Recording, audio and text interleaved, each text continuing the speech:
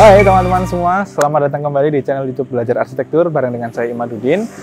Kali ini kita spesial edisinya, yaitu kita jalan-jalan ke outdoor di salah satu proyek dari rancang reka ruang yang sudah selesai dibangun eksteriornya. Jadi proyek kita kali ini ada di kawasan daerah Klaten, Prambanan, milik salah satu klien kami bernama Bu Ade yang memiliki kebutuhan dua fungsi. Jadi untuk proyek kali ini ada hunian dan juga kios yang ada di belakang saya ini. Nah, uniknya adalah lahannya itu memiliki bentuk yang memanjang, sehingga perlu beberapa strategi yang perlu diterapkan untuk mengorganisir ruang yang ada dengan bentuk lahan yang memanjang itu tadi. Untuk bentuknya sendiri, kita lebih mengedepankan nuansa-nuansa minimalis dan juga ada beberapa aksen kayu yang kita terapkan di fasad eksteriornya. Kira-kira seperti itu. Seperti apa lebih detailnya terkait untuk proyek ini, kita akan bahas di dalam sama-sama. Yuk, ikutin saya. Oke, teman-teman, kita sudah ada di bagian depan proyek ini yang mana difungsikan sebagai kios. Jadi untuk rumah nanti ada di belakangnya. Untuk kios ini sendiri dilengkapi dengan halaman yang cukup luas untuk satu mobil mungkin dan beberapa motor. Dan ukuran kiosnya sendiri juga tidak terlalu besar, hanya cukup sesuai dengan yang dibutuhkan oleh klien sendiri. Kemudian untuk bentuk kita memainkan bentuknya sederhana, namun kita kombinasikan dengan beberapa aksen material dan juga geometri diagonal. Di sini ada warna putih, bentuk kotak yang kita frame dengan warna putih dan juga warna grey, dark grey mungkin, dan ada sedikit aksen kayu. Nah, untuk bagian depan sendiri memang kita buka dengan kaca pintu lipat agar bisa full terbuka untuk kebutuhan kios itu sendiri. Dan juga ada dua bidang di atas dan juga di sebelah kiri ini yang bisa dimanfaatkan untuk alternatif peletakan signage atau nama brand dari nanti toko yang akan menempati kios ini. Nah, seperti apa untuk dalamnya? Kita akan coba, yuk kita keliling untuk masuk ke dalam kiosnya. Yuk. Nah, di pintu masuk ini ada sedikit aksen conwood di sini yang kita terapkan tadi. Di sini ada meteran dan juga lighting, tapi juga bisa juga ditempatkan untuk area signage atau brand dari tokonya nanti. Masuk langsung ke dalam. Oke. Nah, untuk area dalam sebenarnya tidak terlalu besar, hanya secukupnya aja, mungkin sekitar 4x4. Di sini ada ruangan kosong yang nanti akan difungsikan untuk rak-rak, tempat jualan kios dan sebagainya. Dan di sebelah kanan ini yang menghadap ke timur ada satu kaca besar yang memang kita tempatkan menghadap ke jalan juga untuk memperlihatkan isi dari kios, karena sudut yang dari selatan sana itu masih cukup potensial untuk dimasukkan ke dalam ruangan. Jadi pengunjung juga dari sana sudah kelihatan kalau ini untuk tempat jualan atau ada kios seperti itu. Nah, fasilitas lain yang ada di sini adalah kita lengkapi dengan satu kamar mandi. Ini untuk penjaga kiosnya atau lebih untuk ke karyawan yang ada di sini.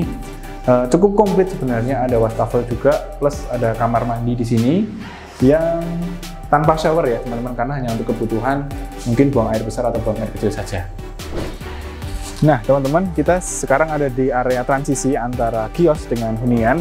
Jadi di area transisi ini kita beri gate satu untuk akses dari mobil owner sendiri ke halaman rumahnya. Jadi sekaligus ini untuk privasi dari rumah ke hunian, sehingga pemilik bisa dengan bebas untuk berinteraksi ke area kios, tapi sebaliknya dari kios tidak bisa akses ke rumah karena untuk menjaga privasi dari hunian. Untuk pintu besinya kita gunakan rangka hulu dan juga besi expanded steel yang kita cat warna hitam seperti ini dengan sistem folding untuk lebih memperingkas ketika dibuka.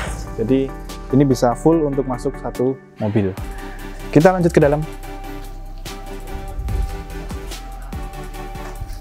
Nah, untuk area depan ini kita berikan halaman juga yang cukup luas untuk tadi kendaraan atau motor ataupun mobil. Kalau mobil mungkin bisa langsung lurus linear dari depan sana ke sini, sehingga tidak perlu sulit untuk manuvernya. Nah, di depan sini kita dapat area teras dulu. Area terasnya ini memang kita gunakan sebagai tempat untuk menerima tamu juga mungkin bisa, dan juga sekaligus untuk transisi sebelum masuk ke ruangan dalam yang paling privat lagi. Nah, untuk bentuknya, untuk hunian ini sendiri kita lebih mainkan bentuk-bentuk yang kurang lebih masih satu irama, satu konsep dengan yang kiosnya, agar karena masih satu kesatuan juga, satu owner, satu identitas, sehingga pengulangan material seperti warna putih, bentuk kubus, dan juga aksen warna coklat kayu di bagian fasadnya ini juga masih kita tampilkan di bagian rumahnya. Oke, nah untuk bagian carportnya ini terkoneksi langsung dengan ada satu jendela besar di sini ya teman-teman. Ini untuk bukaan dari kamar tidur sebenarnya. Jadi kita berani memberikan bukaan langsung ke arah depan karena selain di depan tadi sudah ada pagar untuk pengaman, security, dan juga privasi.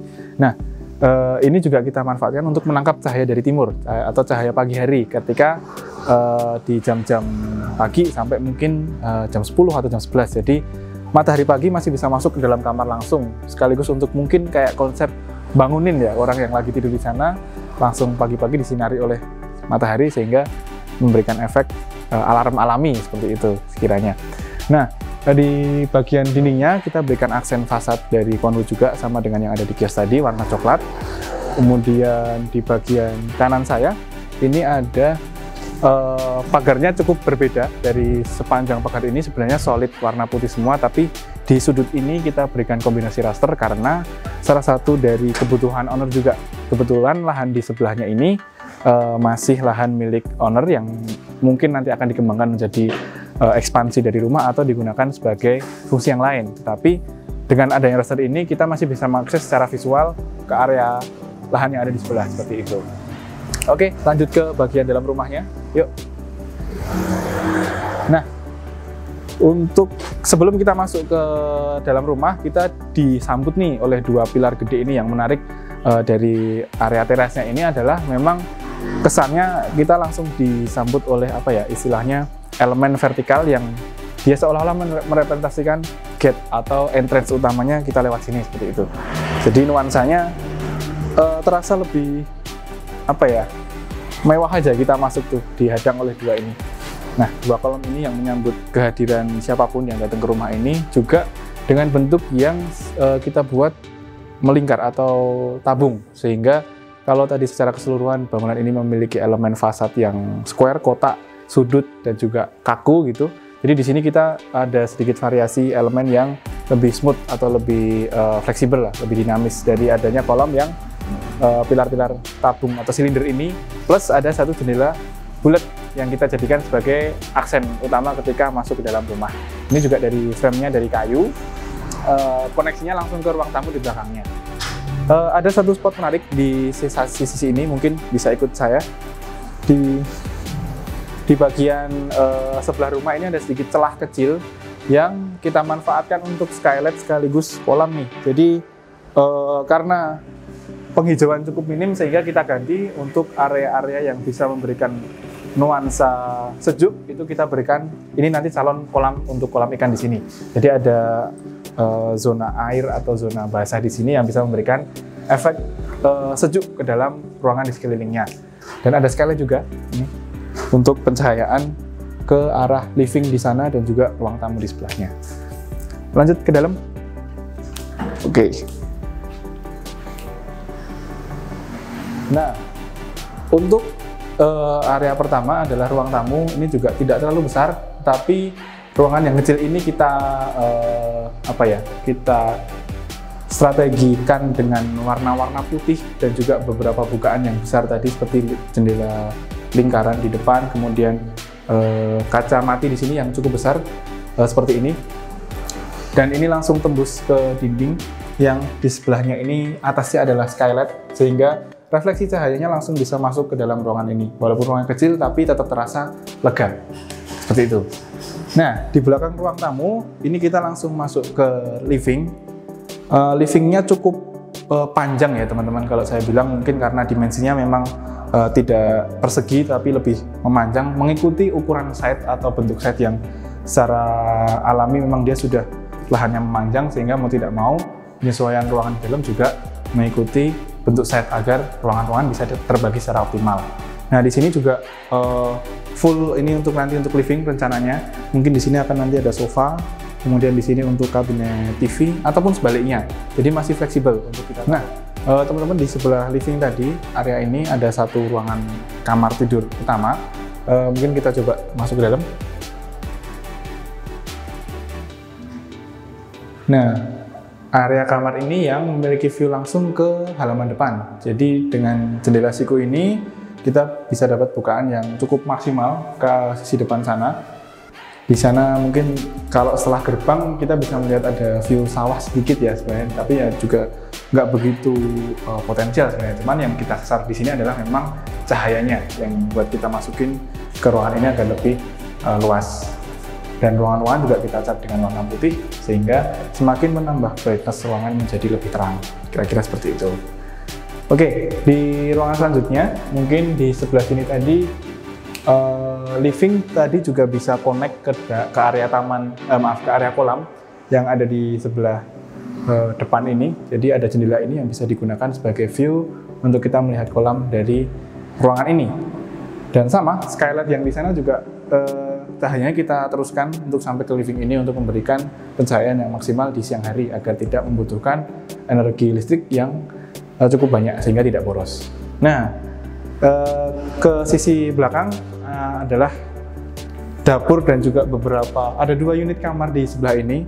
Tapi karena memang lahan ini seperti yang kami sampaikan tadi di awal, dia bentuknya memanjang, sehingga bangunan rumah pun juga mau tidak mau memanjang. Sehingga di sini ada sedikit lorong yang tercipta sebenarnya, dan kita gunakan strategi adanya inner court di samping ini, di sebelah utaranya. Jadi ada jendela ini juga yang menghadap ke inner court. Jadi living ini punya koneksi cahaya maupun udara dari sisi depan maupun tengah. Nah, inner court ini juga fungsinya untuk area transisi sekaligus untuk sirkulasi ventilasi udara.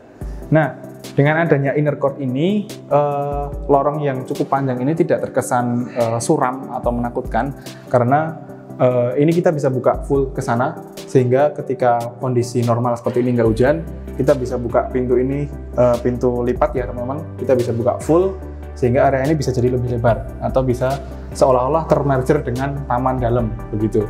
Dan di sebelah sini sebenarnya juga ada yang kita sembunyiin sedikit, ada kamar mandi utama yang bisa diakses, bukan kamar mandi dalam ya, tapi memang kamar mandi utama bisa diakses oleh seluruh penghuni rumah dengan fasilitas yang cukup komplit. Kalau di area ini ada satu kloset, kemudian ada bak mandi juga, shower, plus air untuk pemanas, air hangat ataupun air hangat.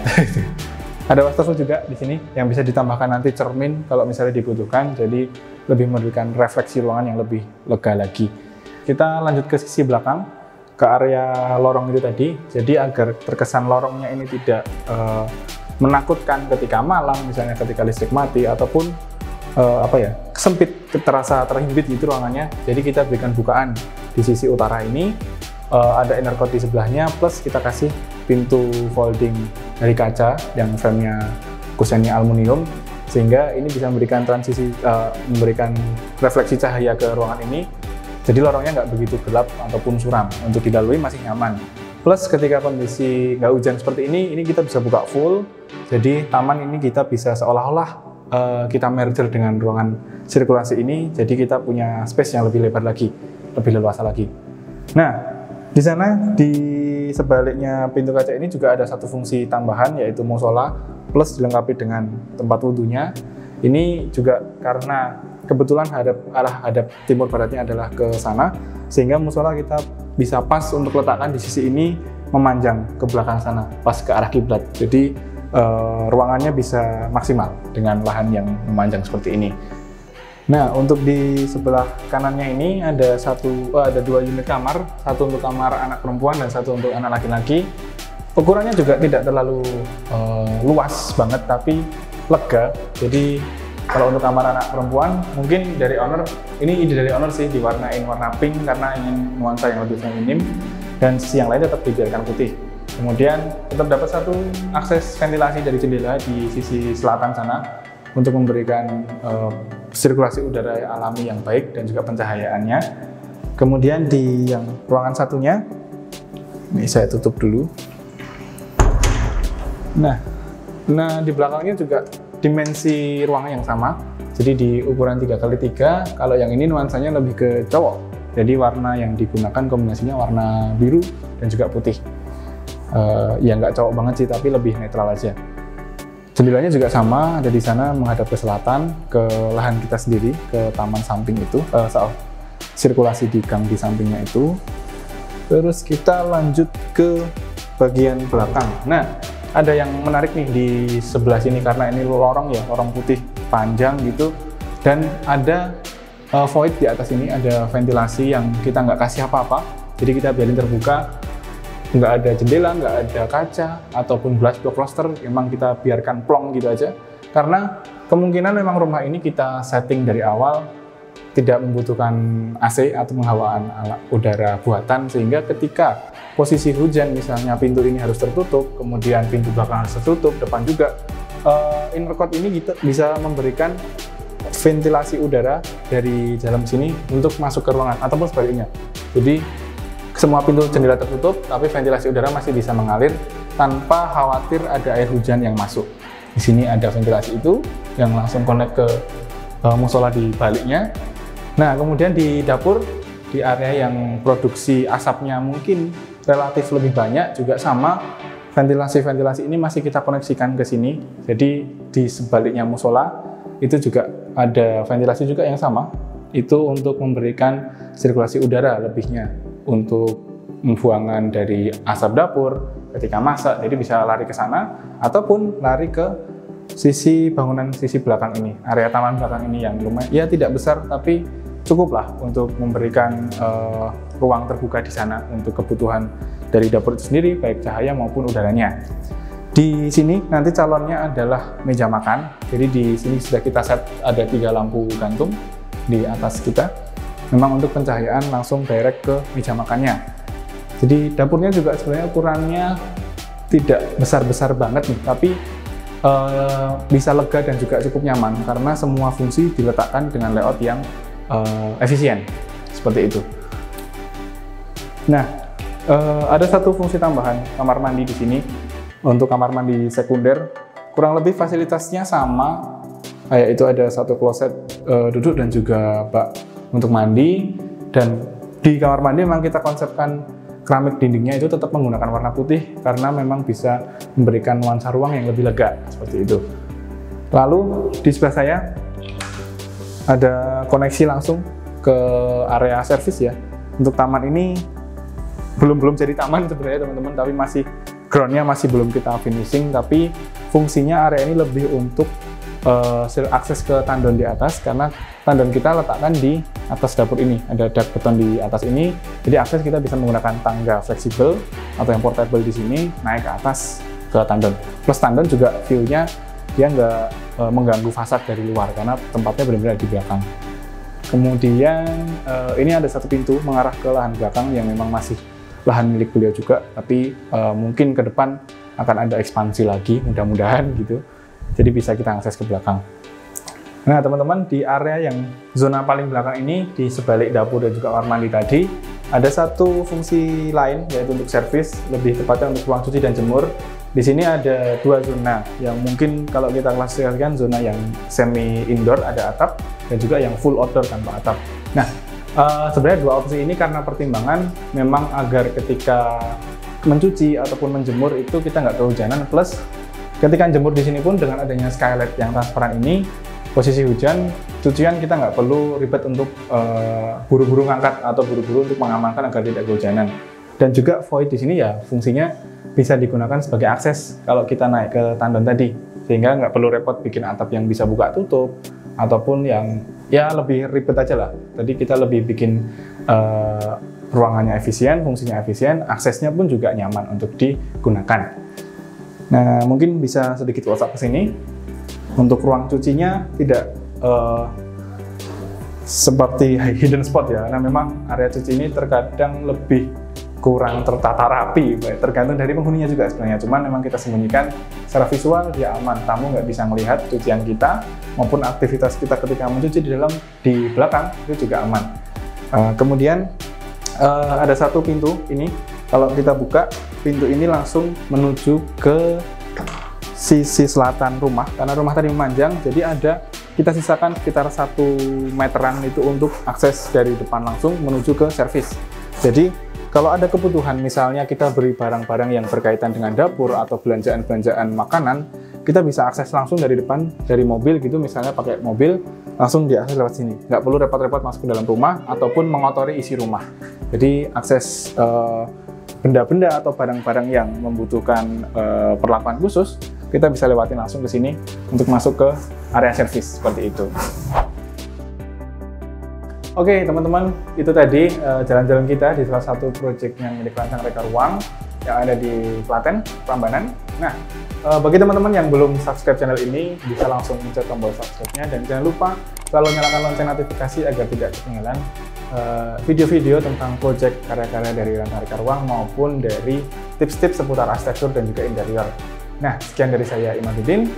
Sampai jumpa di video berikutnya. Saya pamit undur diri. Bye!